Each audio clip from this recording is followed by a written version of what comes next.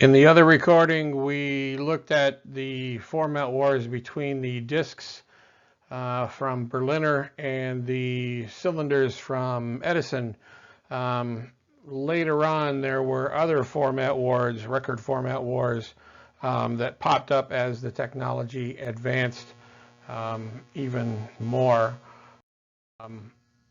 The 78, so the records that Berliner was producing were known as 78s. That's because they revolved around on the turntable at 78 revolutions per minute.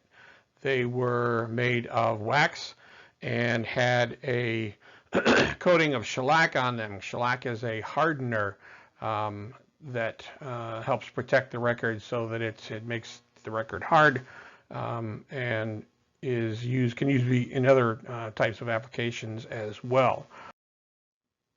Problem that popped up was that during World War II, the U.S. military needed shellac for other communications equipment. So, like I said, shellac is a hardener, and so when you're putting wires together or you're putting circuits together, shellac is used to cover them, protect them, make them hard so that they don't break down as easily. So the record industry needed another kind of material, and what was invented was vinyl. Vinyl is a man-made material. It's kind of a derivative of plastic. It's much more durable.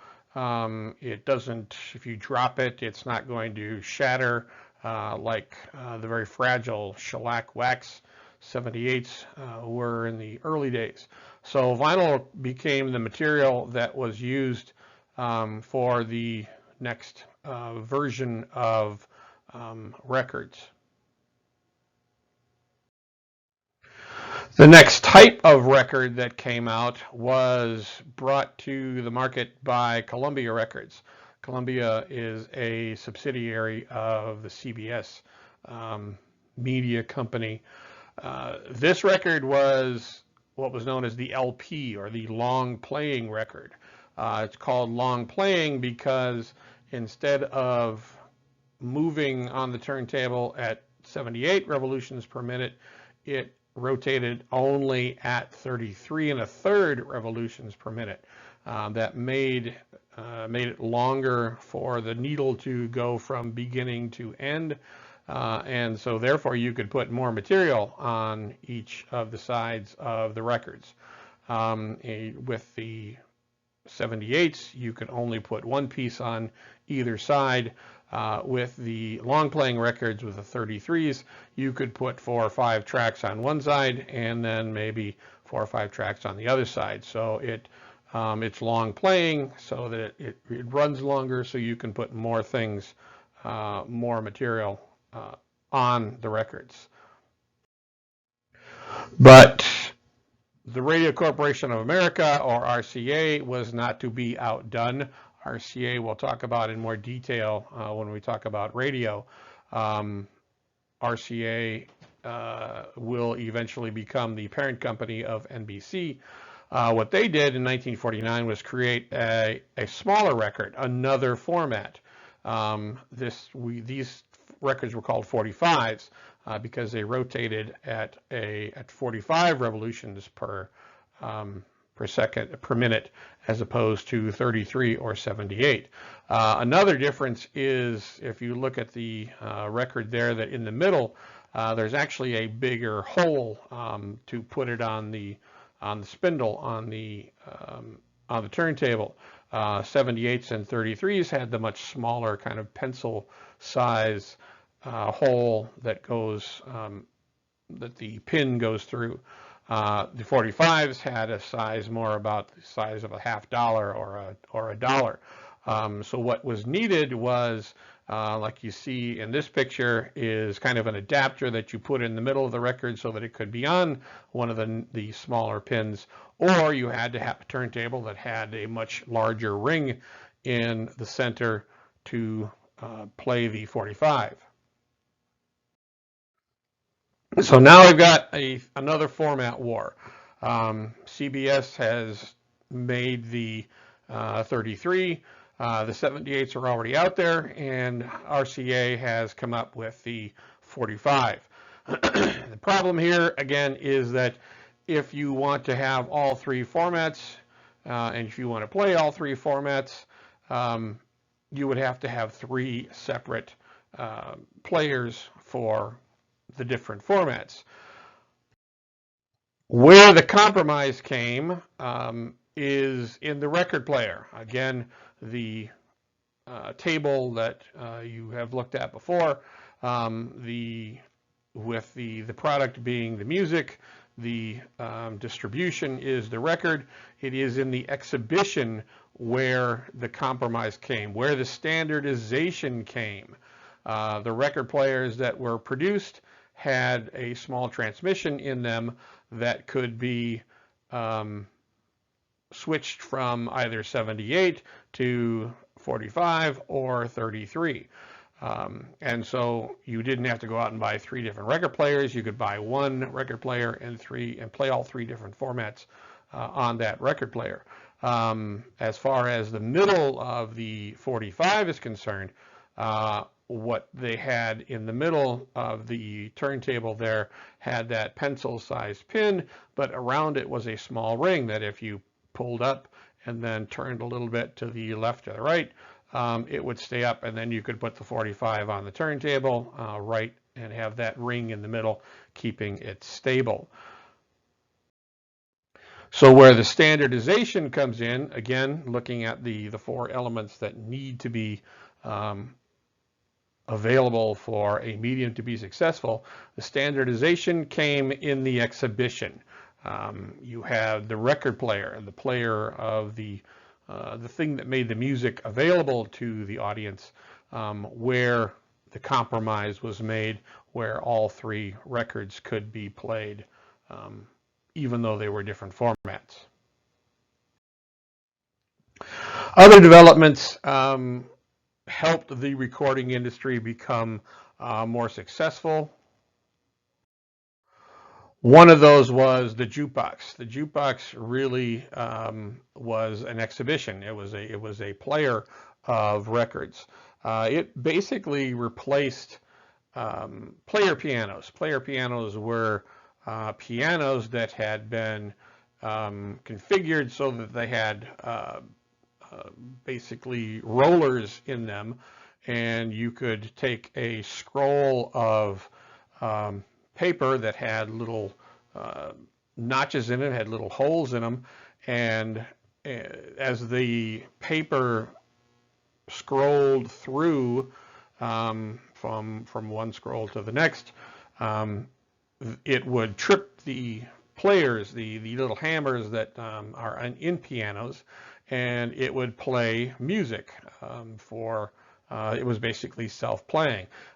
These were found mostly in bars and restaurants, and if you wanted to play some music, you put your quarter in, or you put your nickel in, and you could play whatever song was on that roll.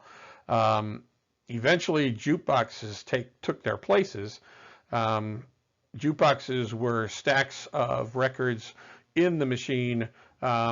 You put your nickel in, you looked at the menu that you had there, pushed the button for the records that you wanted to play, and then the machine would pick the record out, put it on the spindle, and put the arm on the record, and you played your music. Usually you got 3 plays for a nickel.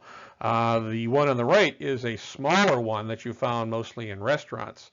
Again, you had pages of records that could be of listings that you could look at, and then you put in the letter and number that was associated with that, and the jukebox played it right there at your table. The speakers were in the little player right there, so it didn't. You were the ones at your booth that could listen to that music. Of course, the biggest technology that had an effect on recording technology is radio. Radio is going to have a positive and a negative relationship with the recording industry. Radio is going to be one of the best friends of the recording industry, but then they're going to come to confrontation eventually. So the relationship between the radio industry and the recording industry is going to be mixed. At times it's going to be friendly, and at other times it's going to be unfriendly. When it was friendly, it was primarily because early radio needed programming. In the early days of radio, these makeshift radio stations, these technical civilians who wanted to play with the radio technology, they would turn on their transmitters. They might broadcast for 2 hours or so, but then they had to have something that filled that 2 hours.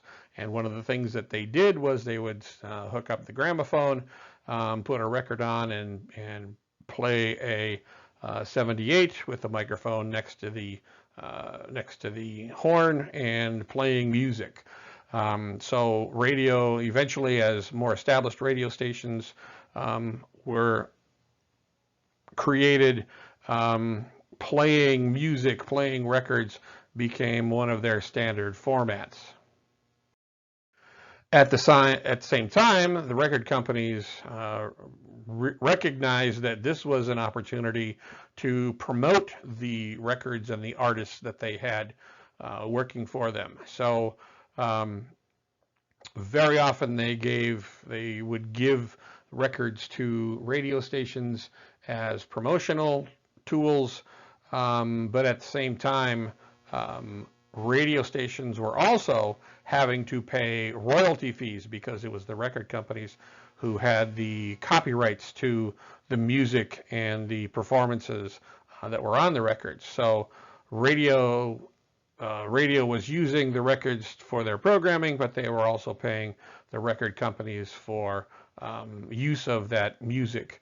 And so there was a symbiotic relationship. Each was profiting from the other. It started to turn unfriendly as radio became more and more established.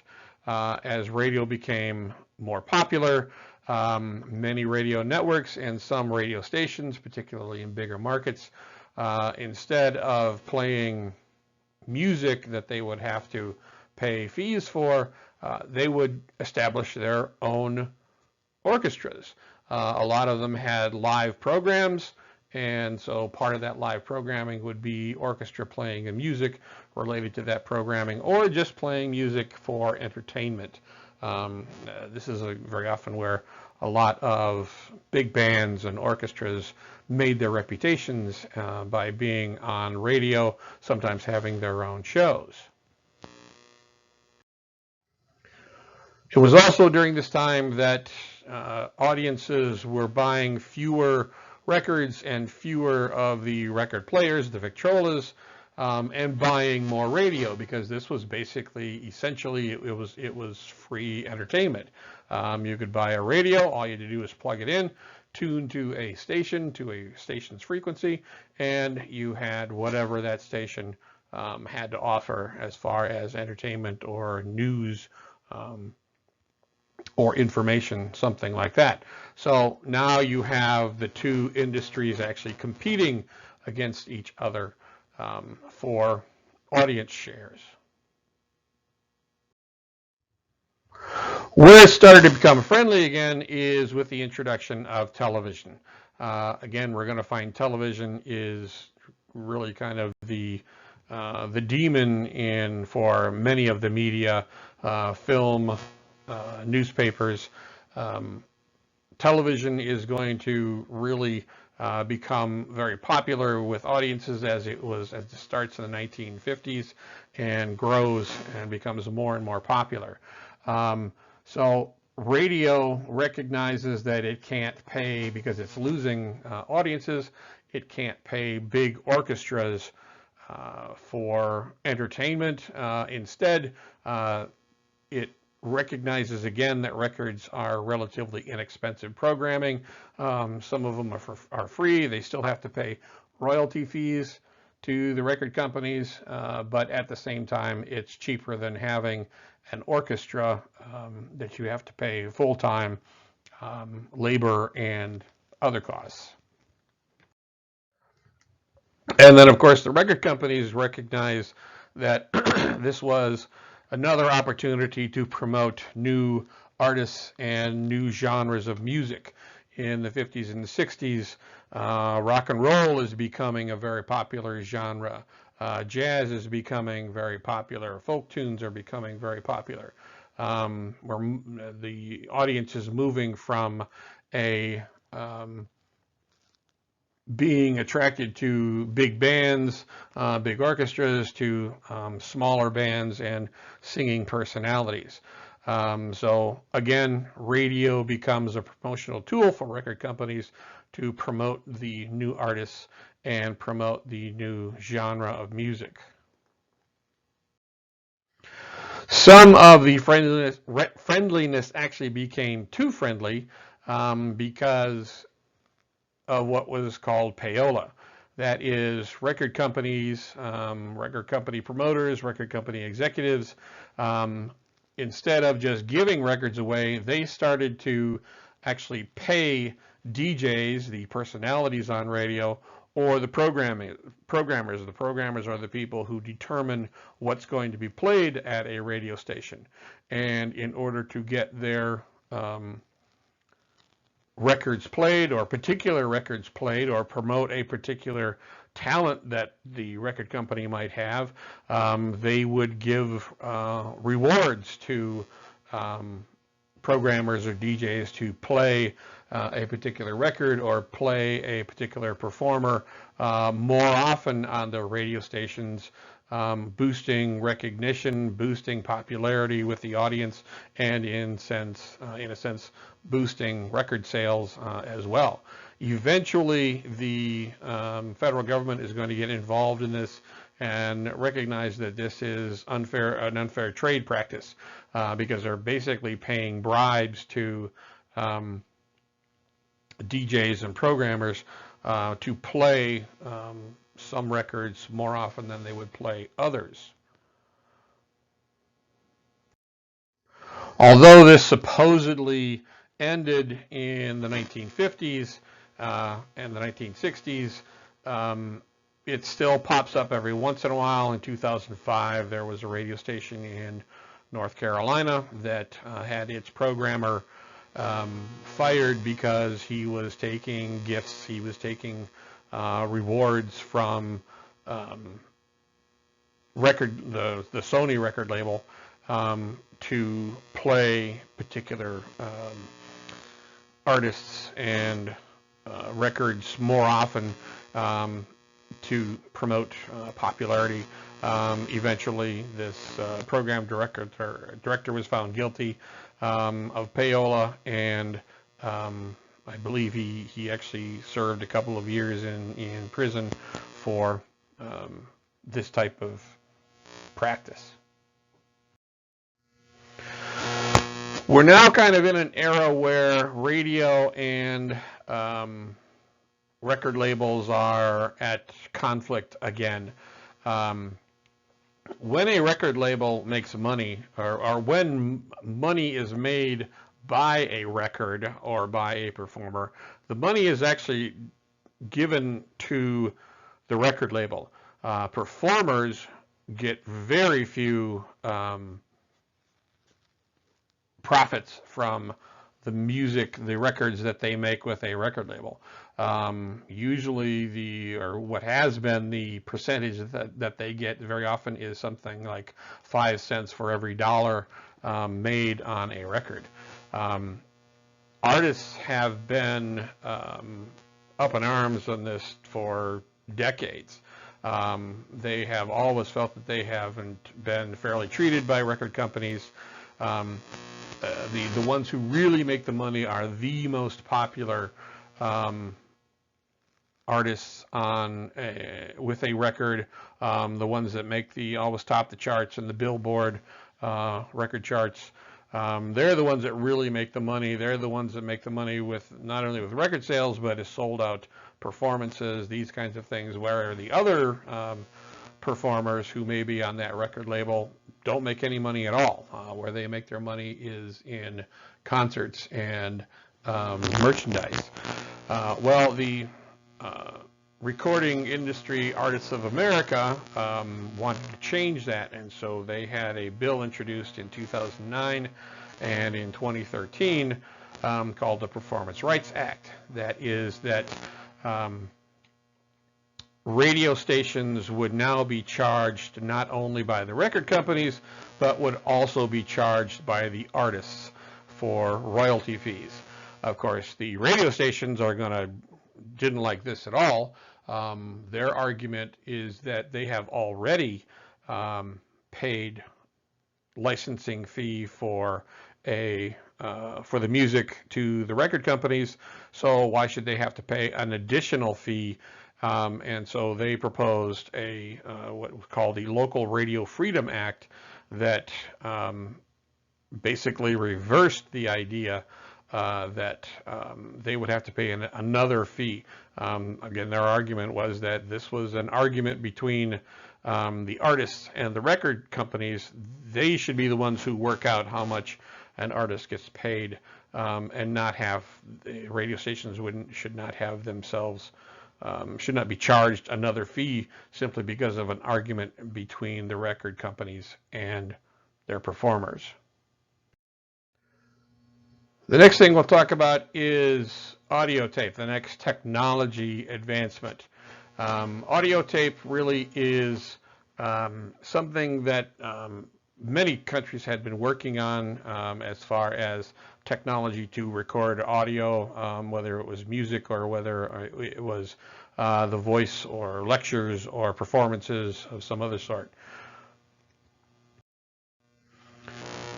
Audio tape began before World War II. Basically, how it started was as spools of wire. Spools of wire would be on recording machines. The wire would be rubbed over what are called recording heads, and then onto a take-up reel. As it is run across these heads, the magnetic field around the wire would be changed according to what the sound that was being produced. And then for replay, you just rewind it and then run that wire across the heads again, and it would replay that sound. These did not have really good depth of sound. The fidelity was very shallow. So it was best used in recording the human voice. The human voice isn't very complicated. It doesn't have a lot of high-pitched sounds. It doesn't have harmonics. And so basically they were used in dictation. They were what were known as dictaphones. Someone would speak into the dictaphone, recording what would eventually become a letter. The secretary would then take the recording, listen to it, and then type that letter up onto paper for distribution wherever. So again, this was primarily used in voice recording simply because the human voice isn't that complicated, and there were limitations on the quality of recording by these devices. In 1920, the Germans, a couple of companies are working on, instead of using wire, using very long, thin strips of paper. And what they put on these strips of paper are basically a binder that has within it little metal particles. So instead of changing the magnetic field of a wire, a metal wire, what you're doing is taking little metal particles, and as it's being run across the heads, the magnetism of the head is moving the metal particles around into a specific pattern that is being formed by the sound that's being projected into the machine. Again, it wasn't the best quality. These were called magnetophones. It wasn't the best quality and used primarily for recording voices. Eventually, during World War II and after World War II, as plastics become more prevalent in societies and the economics of societies, plastic would take the place of the very long paper strips. Plastic was much more durable, it was much stronger, and so it became the base for audio recording tape. As you can see in the little graphic there, audio tape is made up basically of 4 parts. You have the plastic base. On the back of that, you have a kind of a protective coat. That's the part that's always to the outside of the audio tape. Then you have that kind of binder, and then you have a coating that has those metal particles in there, and the particles are moved as it into different patterns according to the sounds that are coming through on the heads as the tape is being run across the heads to record a sound. The 2 primary effects of this have to do with the technical aspect and the consumer aspect of recording equipment, recording technology. First, as far as the technical side, what the new type of recording tape allowed for was, instead of having just one sound, the tape could be actually divided up into separate tracks. So you could have several tracks, what are often referred to as channels, where you could put different sounds on each of these tracks. So you could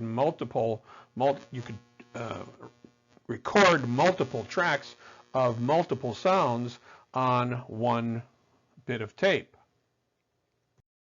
This actually is what stereo is. Stereo is recording 2 different sounds in different channels, left channel and right channel, and then when you play back, you can hear one channel in one side and another channel on the other side.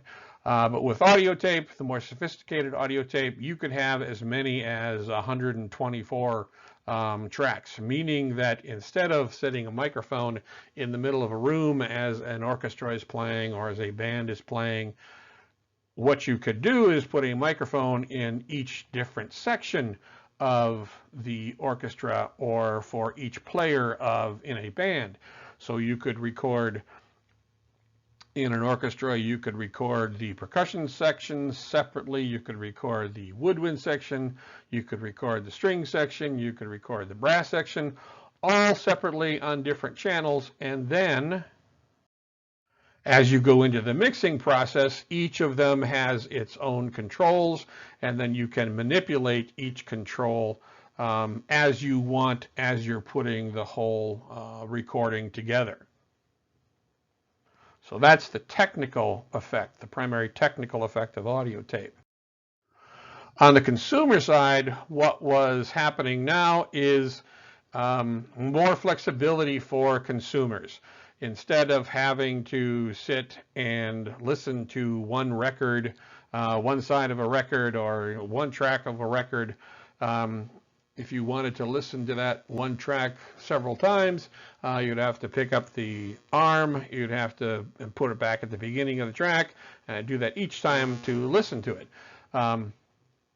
Instead, you could create a you might be familiar with is a compilation tape. You could take all the songs that you liked from various albums, from various records, and record them on audio tape, and so you are only replaying the sounds the music that you want in your compilation tape.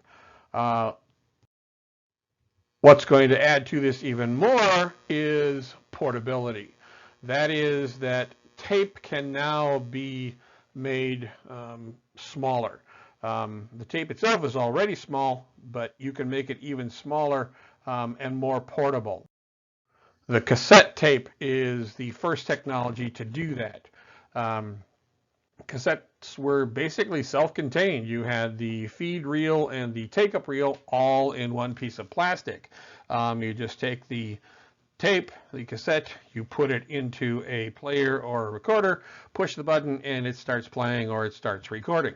You could fast forward through it, you could rewind through it, you could and get even more tape or more recording space by just turning it over and putting it back in the machine. And you had a whole nother side that you could put any kind of recordings on. So this became, now you could actually go into your car. It's hard to play a record player or a phonograph in your car. You didn't have to worry about that with a cassette tape.